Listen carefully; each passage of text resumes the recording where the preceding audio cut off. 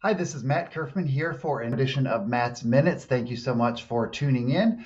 Well, spring is here, at least in Michigan and in the Midwest, and it has been some decent weather, some nice weather, but also some storms, and that is also indicative and reflective of what we saw just in the broad markets in the month of April. So before I jump into that, we've had a lot of inquiries about just educational events. So on Wednesday, May 15th at 6:30 p.m., we are doing a live event that myself and Dan Vredeveld, my colleague, are going to be doing an educational event at Ella Sharp Park, and we're also going to live stream it and record it. So you can show up virtually, you can show up in person, or if you're not available, you can access the recording. I'm not sure if it'll be a day or two after. But the whole topic is on RMDs, required minimum distributions, and QCDs, qualified charitable distributions. It is a big topic, even if you are not 73, which is the age currently the government requires distributions out of your retirement accounts, your IRAs, your 403bs, 401ks. I would encourage you to attend and get educated and informed, even if you're not that age. It is something that everyone should be aware of. And it's something that is really important because the penalties are big if you screw it up. So Wednesday, May 15th, 6:30 p.m. We'll include a registration link with Matt's Minutes in case you have not registered yet and are interested. It'll also be a little bit of a social event. We'll have some clients and some people from the community there as well. And it's a great way to come out and just engage with other people who are wanting to learn and be informed on topics that matter to you.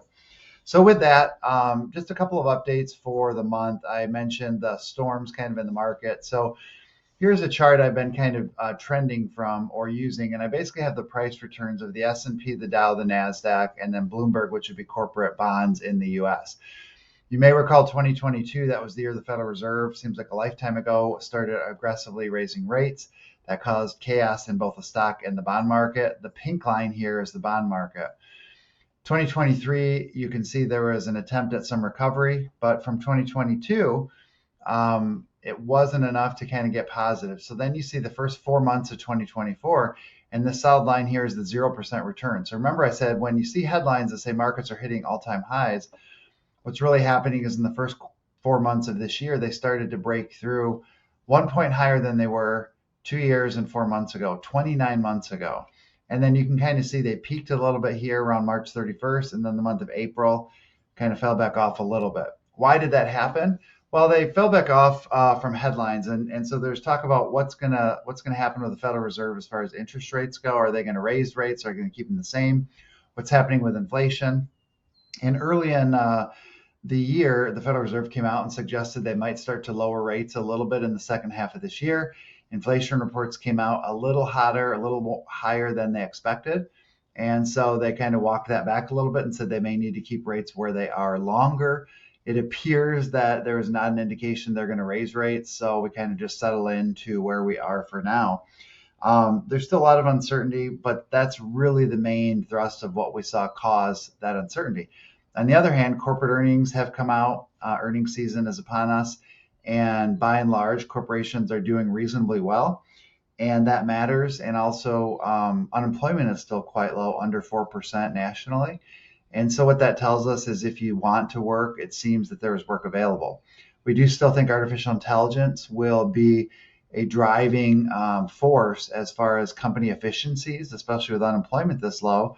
There's not a lot of people to hire. And so there is still risk out there. There's still conflict, obviously, with Russia and Ukraine, with Israel and the Gaza Strip. And then we have elections coming up. So there's certainly going to be a lot of headline noise, but this is really meant to talk specifically to investments, to the market, the economy as a whole, and what it means. So if you have concerns about uncertainty, remember, if you're using our smoother ride strategies within your Fidelity accounts, there are safety nets automatically in place. If you're not using our smoother ride strategies and you have some fears or uncertainty, this would be a real good time to consider looking at those. And so if you would just shoot an email to questions@richmondbrothers.com and put in the subject smoother ride and just say you're interested in looking at that for your accounts or at least getting information, we're happy to follow up and circle back with you. We had a great event for our shred event. We had probably 60, 65 people show up, and a lot of people were super happy to get rid of a lot of documents, and we had a nice barbecue truck there, and food was real good. The weather was decent. And for those of you that were there, you got to meet my new pup, Oliver, my 4-month-old golden doodle. So thank you for coming out. We are here to help support and guide you through any environment that is showing up in the world, and we're honored and pleased to be here to help you do that. If you have any questions, reach out to questions@richmondbrothers.com. And remember, we're going to have an educational event, a live event. We're also going to live stream it and record it Wednesday, May 15th, 6:30 p.m., Ellis Sharp Museum in Jackson, Michigan. Topic: RMDs, required minimums, and QCDs, a topic that every one of you, regardless of age, should be informed on. We'd love to see you there. Click the registration link below, and thanks for tuning in.